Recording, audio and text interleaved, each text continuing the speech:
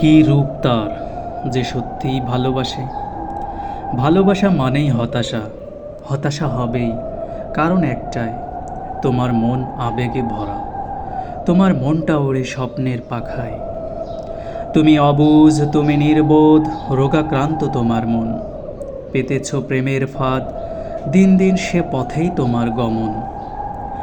আমি ডাকি তুমি ফিরে এসো, তুমি পারবে ফিরতে, তুমি তো মন প্রাণ দিয়ে ভালোবাসো, এখন প্রেম চাও, নয়তো চাও প্রাণ দিতে। আসলে ভালোবাসার পূর্ণতা কি পায়? প্রকৃত প্রেম কখনো কি হারায়? তোমার প্রেমের কি হবে? তুমি কি জানো তার, বলবে আমায়? কি বা রূপ তার যে সত্যিই ভালোবাসে? তুমিই পাগল, তাই তো দিয়েছ মন, কেঁদেছ অবশেষে। আরে বোকা, আগে বুঝতে শেখো কি রূপ তার যে সত্যিই ভালোবাসে। বন্ধুরা, প্রকৃত ভালোবাসা কোথায় জানেন? প্রকৃত ভালোবাসা চার জিনিসের মাঝে নির্ভুলভাবে বিরাজ করছে।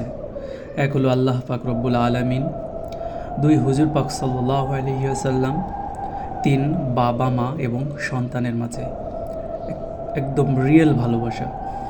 আর পঞ্চম নাম্বার যেটা, সেটা হলো স্বামী স্ত্রীর মাঝে। কিন্তু সেটা বহুরূপী মানুষের মাঝে বহুরূপী ভালোবাসায় হারায় গেছে। এটা বুঝে পাওয়া, খুঁজে পাওয়া অনেক কঠিন।